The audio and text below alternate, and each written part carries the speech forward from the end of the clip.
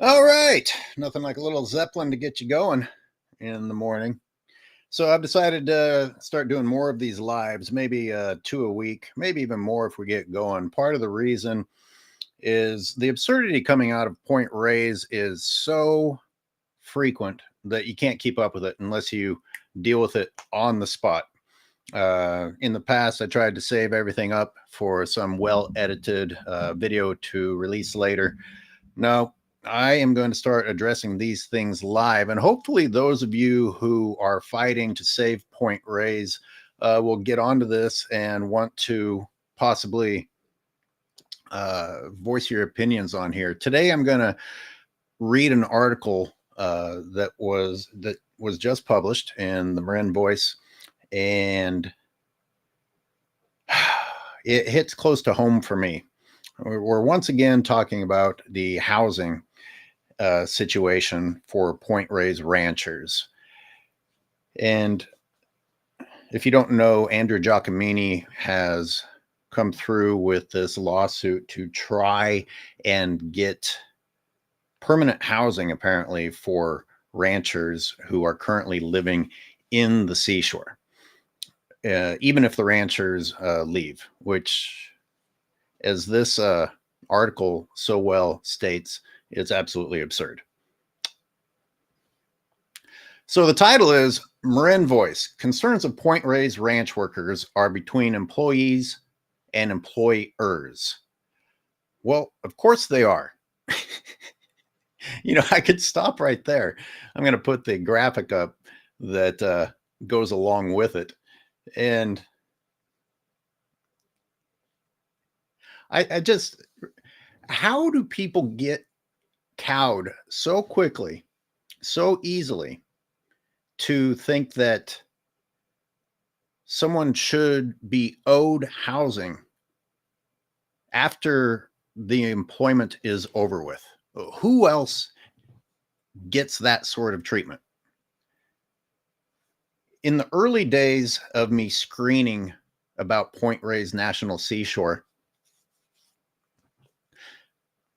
one of the common questions from audience members would be, well, what about the ranchers? Who's going to help the ranchers? Because of course the film says these ranchers shouldn't be there anymore.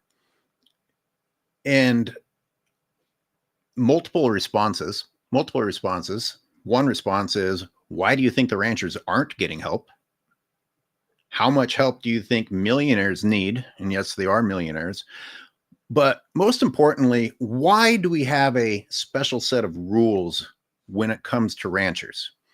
Because who else do you feel this sort of obligation to keep carrying other than ranchers and farmers?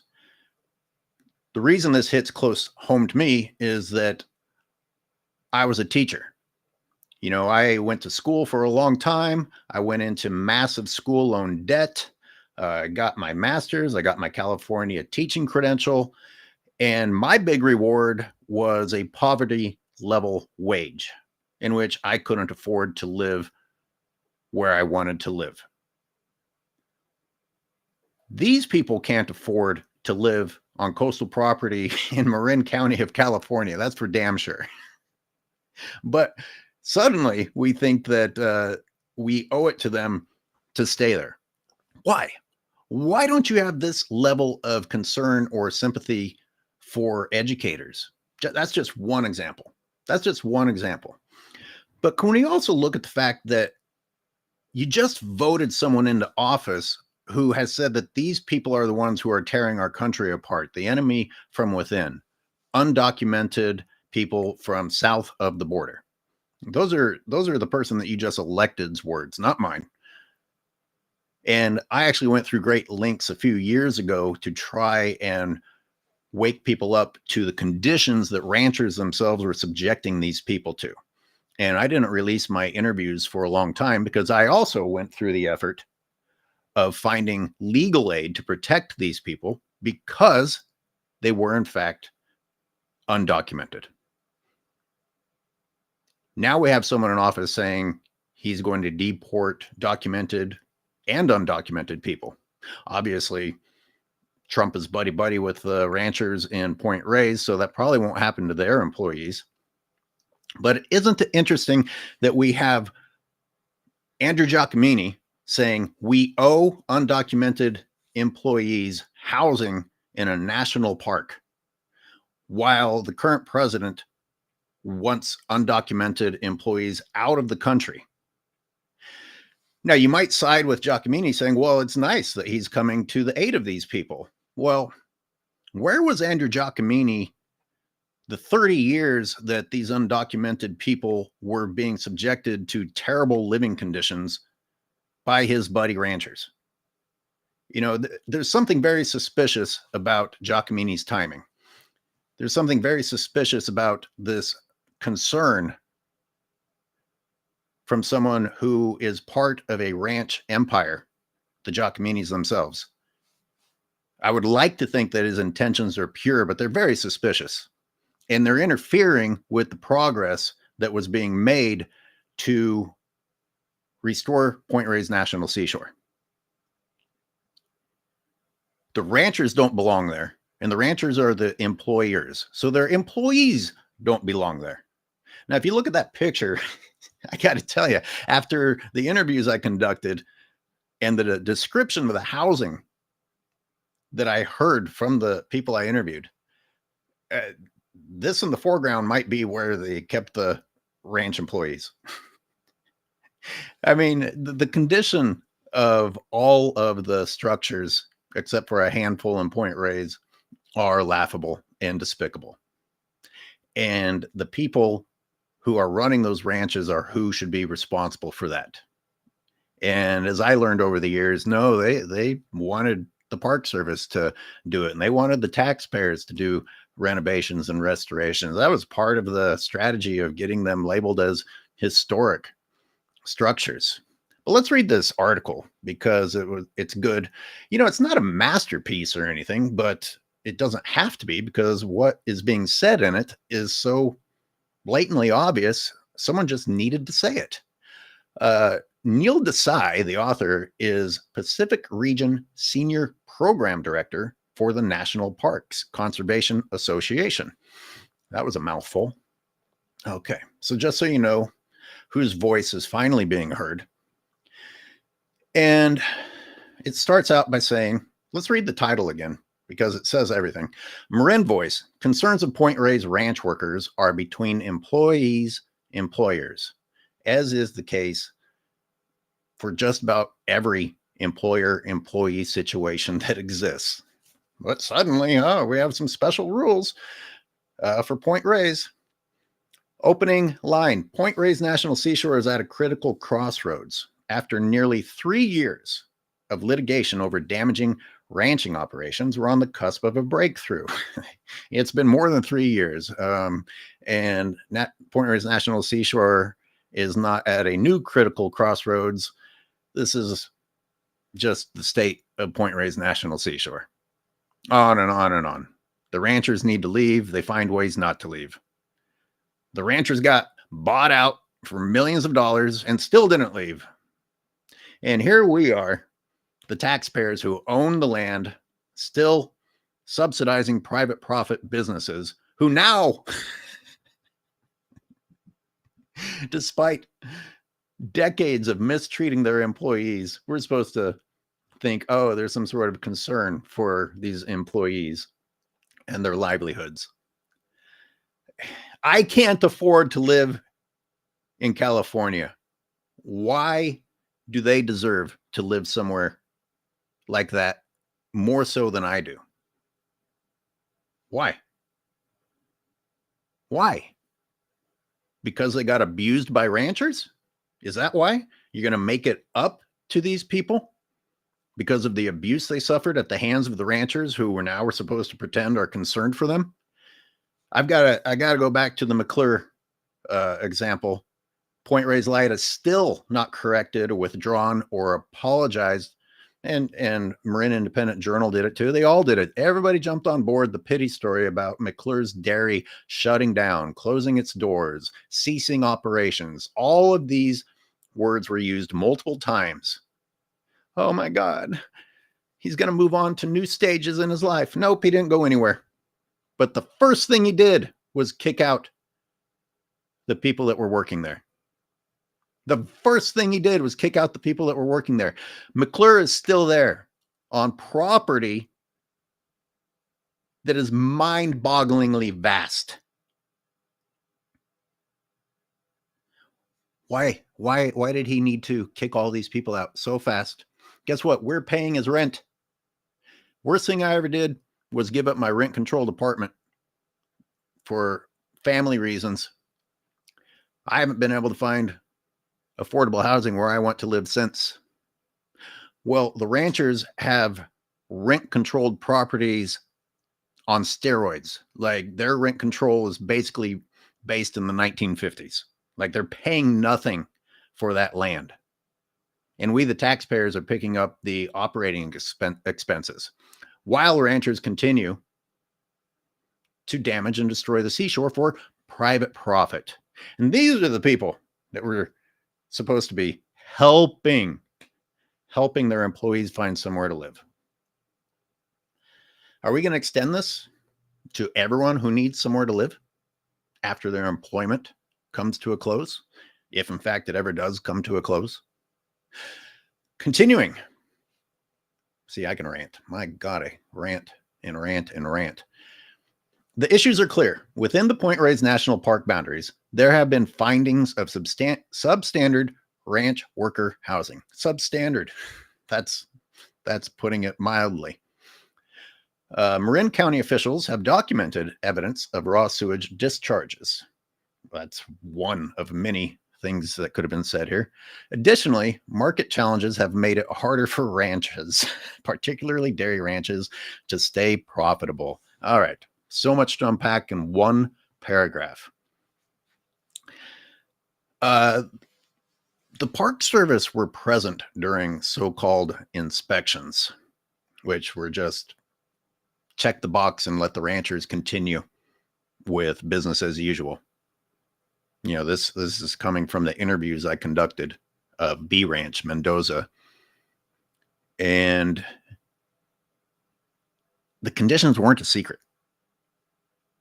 And it shouldn't take a whistleblower like me for it to come out if the Park Service are doing their jobs or anything close to their jobs. And it shouldn't have taken Marin County officials to respond after decades of the abuse going on.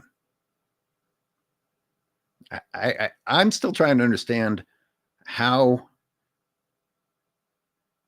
it's allowed for these ranchers to actually target. They're not accidentally hiring undocumented laborers.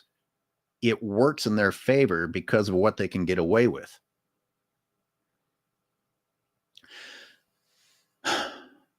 Additionally, market challenges have made it harder for ranches, particularly dairy ranches, to stay profitable. That's always been true.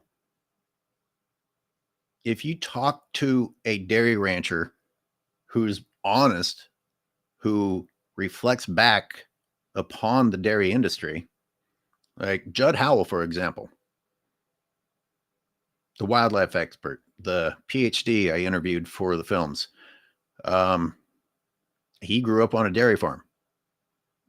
It was always a non-viable industry unless the government is giving you a lot of money to keep that unsustainable industry going while they get to advertise themselves as sustainable. Dairy is even worse than beef, but they're both unsustainable unless you give them an absurd amount of land, free water rights, let them empty our rivers and lakes,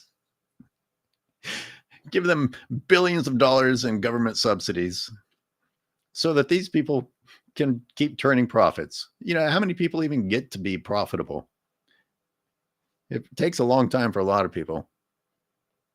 Here we are, worried about millionaires staying profitable when they've been offered ways out. They've been offered buyouts. They've already been bought out.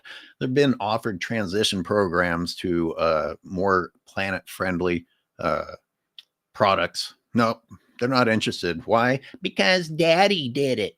And his daddy did it. Oh, it's so important to keep a tradition going, even if it's a shitty tradition.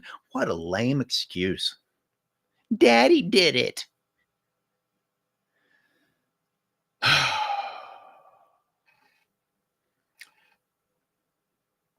Conservationists and ranchers have come together to address the range of issues and are close to a voluntary settlement agreement.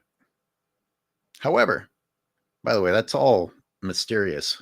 I'm not even sure what's happening there. However, years of progress towards a resolution could come to a screeching halt if a last-minute intervention is granted. Thanks, Giacomini. Thanks, Giacomini.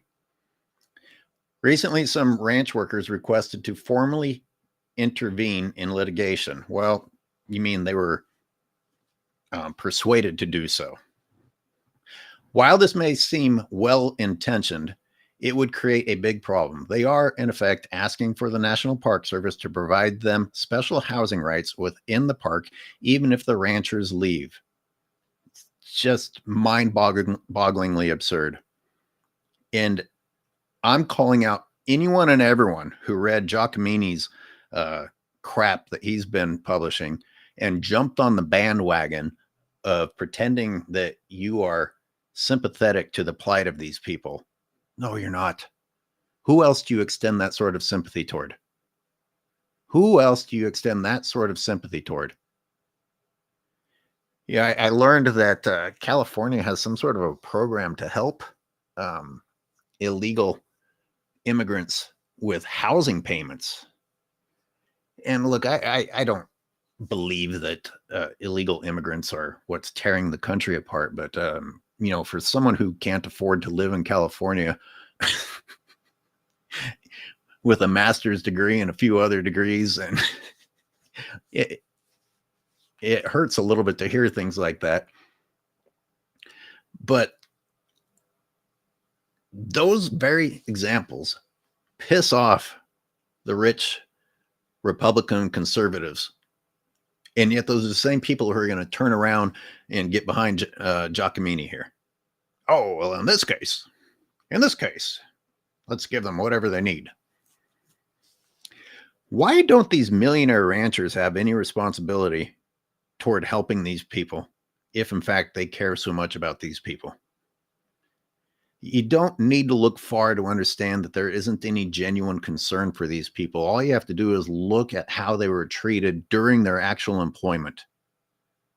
All you have to do is look at how fast McClure kicked the people off of property that he's still on. 4 years later? 4 years later? Mendoza did the same thing, by the way, in that interview. Mendoza kicked people out, pretending that he was shutting down his ranch. Next thing that happened was that new bodies were brought in. Maybe the natives were getting restless. Maybe they were getting tired of how they were being treated. Oh, guess what? I'm going to have to shut down my dairy because we're going organic and the cost is too high and I'm selling off all these cattle. Nope, never happened. More lies from the ranchers who lie about as easily as they breathe oxygen. Fake shutdowns to get rid of people that they supposedly care about, just to bring in more employees that they can exploit a little bit more easily. Stop pretending that there's genuine sympathy for these people.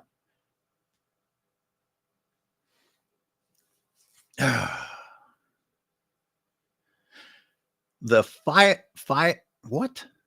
filing states that residents cannot be kicked out of their homes on park ranches, even if ranching operations end, but Point Reyes is public land.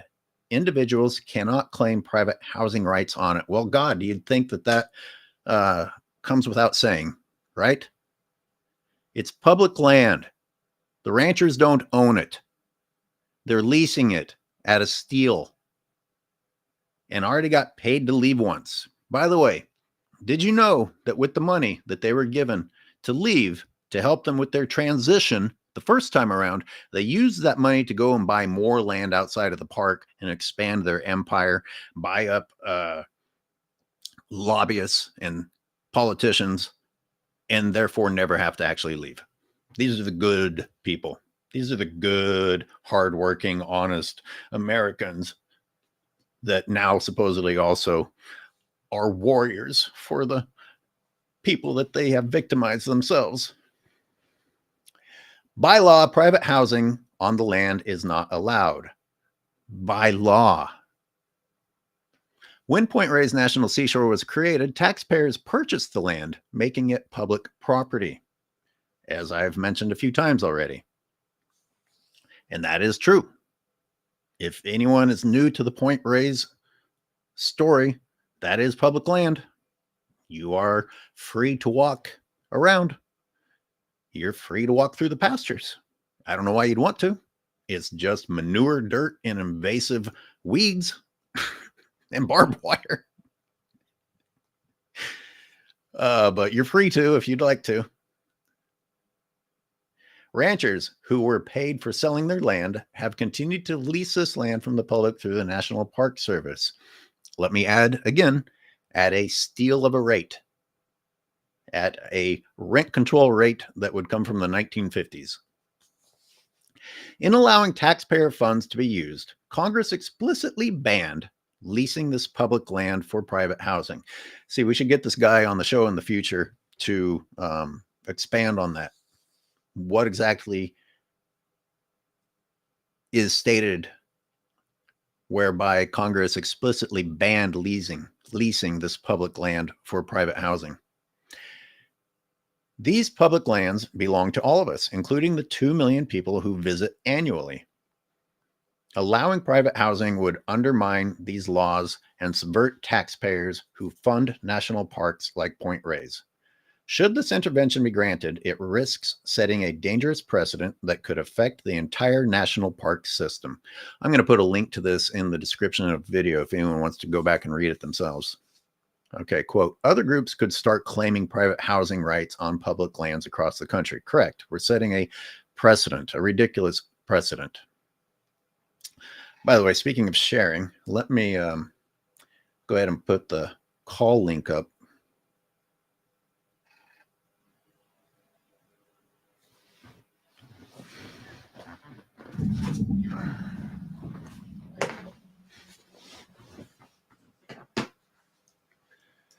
Curious if anybody wants to vent.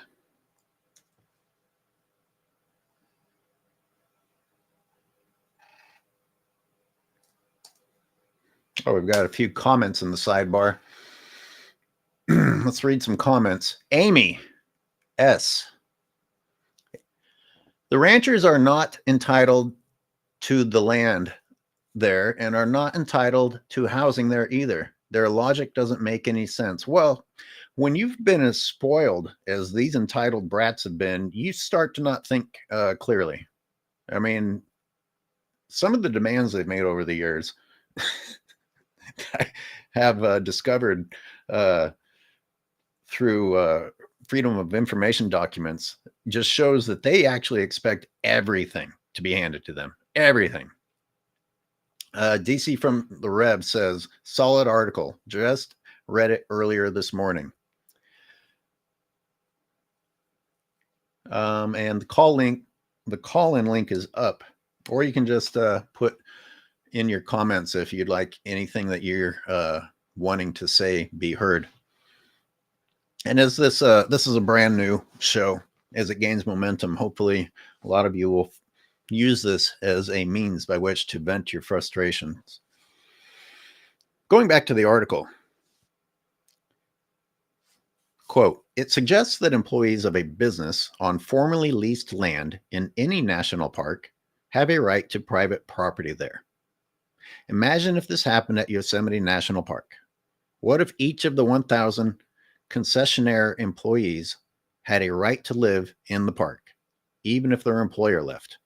This simply makes no sense. Does anyone know what Giacomini's angle is? I read a little bit about him. Apparently, he himself is not a Trumpster.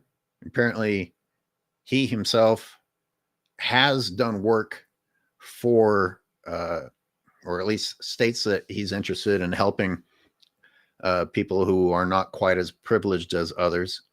But this is bad. This is bad for everyone. I mean, what else is going to happen? You know who should have housing in the park?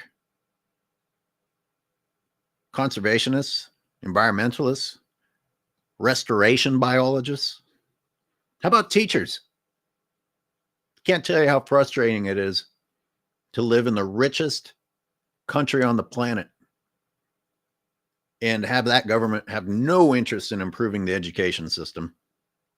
And it works out great if you want to control the people, as you can see by who was elected.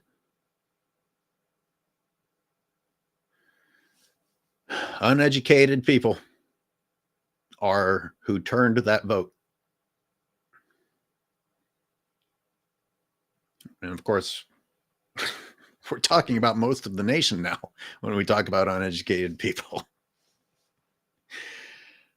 How about a program that incentivizes future educators in the United States of America by giving them coastal property to live in? Relieve the burden of our educators in worrying about how they're going to pay for housing so they can actually focus on being the best teachers that they can be. Because God, let me tell you, there's enough challenges as it is. Overcrowded classrooms full of kids whose parents generations ago stopped doing things that resembled disciplinary parenting. The opportunities to connect with the few students in there that actually do want to learn are few and far between because of the state of the school systems.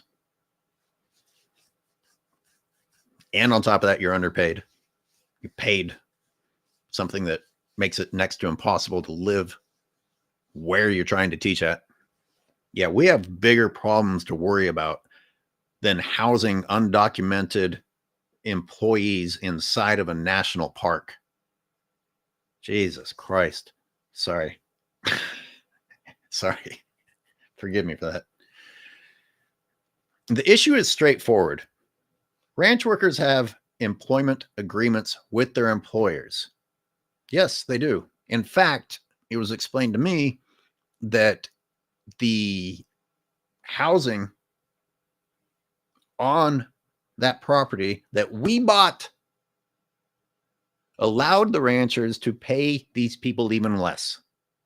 Hey, you're getting housing.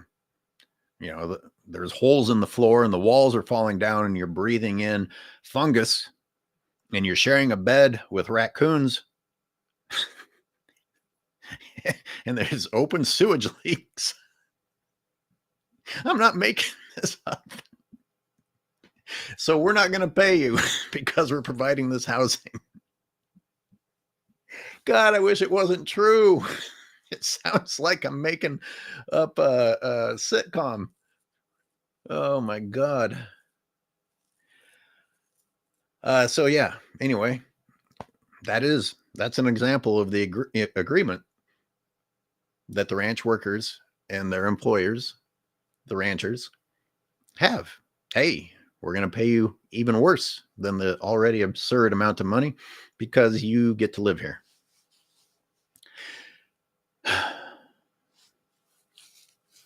But if it was unclear to anyone, the National Park Service does not create these contracts between the ranchers and their employees. Now, that would have been something if a federal agency was, in fact, part of the hiring process of undocumented citizens. These agreements presumably include provisions about wages, benefits, and housing. Providing support for employees to relocate or find housing after a business voluntarily closes must be a core responsibility of an employer. Voluntarily closes is probably an important phrase to focus on, because while the ranchers should have been booted and should spend the rest of their lives paying reparations for what they've done to the park, they are going to be gently given another golden handshake and paid even more money to do what they were supposed to have done the first time they were paid. So it will be voluntarily, officially. How can it not be the core responsibility of an employer? How about if these ranchers take it upon themselves to lead by example for once, instead of the burden always falling on the taxpayer? You're so concerned about these people, you help them find housing somewhere. I can tell you, when Mendoza pretended to shut down his ranch and kick those people out, there was no transition program set up for those people. Anyone that got booted by McClure want to call in? I promise I won't reveal you or your location if you're undocumented. I don't actually care if you're undocumented. I don't have hate toward immigrants, illegal or legal. It's the hypocrisy. It's the double standards. It's the fake concern that the very same people who would love to have those same people deported are pretending to have for these people. That's what pisses me off. So if anyone wants to voice their opinions on here, you are safe. I'm not your enemy.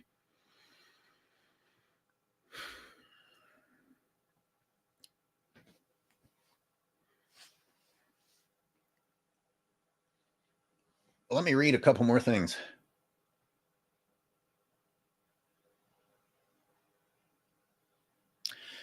How do we prevent this from happening? A says, I think this article talks about a petition going around to sign. I should know that, and I will add it to the description underneath. I'll do another show on this. Some of the wildlife doesn't even have the proper housing in the park. Wow. Thank you. Thank you, Derek.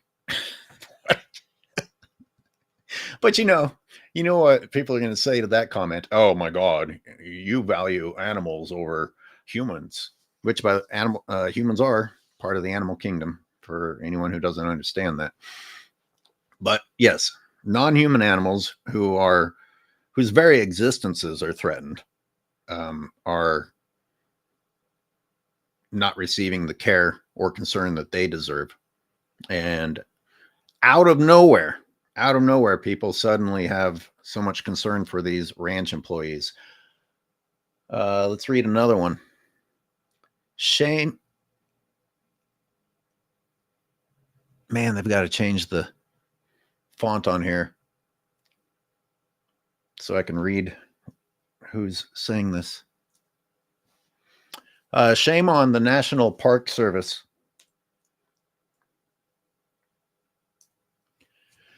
and dairy industry for allowing and encouraging the destruction of our national seashore. Dairy companies should not use the poor workers as pawns in this battle. That's exactly what they're doing. This is manipulation. This is exploiting those same people yet again.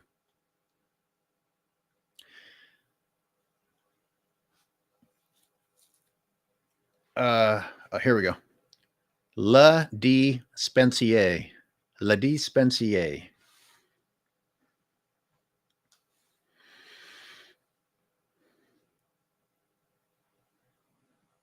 I mean, most of what I said today doesn't sound like it's possible.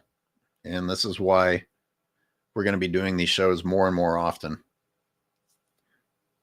The impossibility of making a documented video for each and every situation that comes out of Point Reyes is actually impossible. Let me finish up this article. But allowing former employees of a closed business to live in national parks is not a solution. Thank you. Oh, God, I skipped the part. If ranchers decide to accept a cash payment and end their ranching practices at some point in the future, another cash payment, The rancher should be responsible for providing a soft landing for its workers. I mean, is that so much to ask? We're going to pay these people again, and yet they aren't willing to be part of the relocation process? This is what I'm talking about when these people are accustomed to just being handed everything. They should be responsible for relocation housing and severance, maybe on some of your other properties. These people all own properties throughout the rest of Marin County and beyond. They have more than enough land. They have more than enough places to put these people if they truly feel bad for them. Measure A helps those ranchers hold on to all of that land. In fact, it helps them continue to profit by wider margins while running unsustainable businesses. Many parties have also expressed interest in supplementing the ranchers' efforts, including county officials who secured $1 million in federal funding for transition assistance. There we go, people. You're already paying for it. Wow. Where there's a will, there's a way. Where was this effort to actually save the seashore, the wildlife, the elk? I mean, when it comes to helping the ranchers, there's no limit. Allowing former employees of a closed business to live in national parks is not a solution. We expect ranchers to follow through on their commitments to workers and support their employees during the transition, especially with the financial resources they're receiving. Okay, kind of what I said. You're getting a payout. Spend a little bit of it on the people you supposedly care about. In addition to the payments for the land they received decades ago, ranchers could receive tens of thousands of dollars, perhaps much more. What I heard was it's much more, in exchange for ending their ranching operations. As unfair as that is, we just want them gone. So whatever it takes. But don't be surprised if they get a payout and don't leave again. Ranchers have long touted their commitment to workers, so the public expects nothing less. Yeah, that's lip service. These people have no problem saying things that aren't true. If any of you have looked at the housing out there or listened to my interviews, you know it's not true. Those people don't respect the land. They don't respect the wildlife. They don't respect their employees. And yet they're touted as people of the land, a connection with the land. Bullshit. This lawsuit has been widely publicized since the day it was filed in January 2022. Wow, I did not know it was that old. Yet the request to intervene was filed in October 2024, over 2 years later. Oh, maybe he means the plaintiff, the conservation group lawsuit. I don't know. Ranchers who hold the leases are the employers who represent the interests of their business, including their employees, and are already represented in settlement discussions. Interesting. They are already represented in settlement discussions. What we have here is a classic employee-employer matter.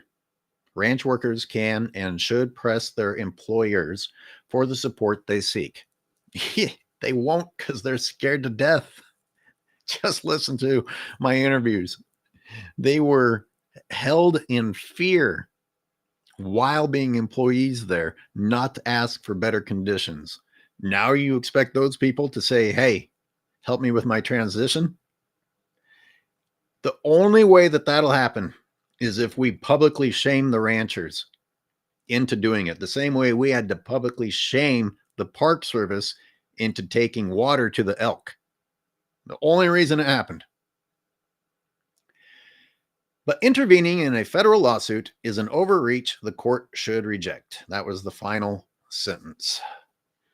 Neil Desai is Pacific Region Senior Program Director for the National Parks Conservation Association. Well, if anyone was new to this topic, then I hope that this was helpful to you.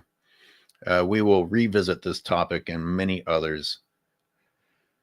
And I will add the requested information to this video description.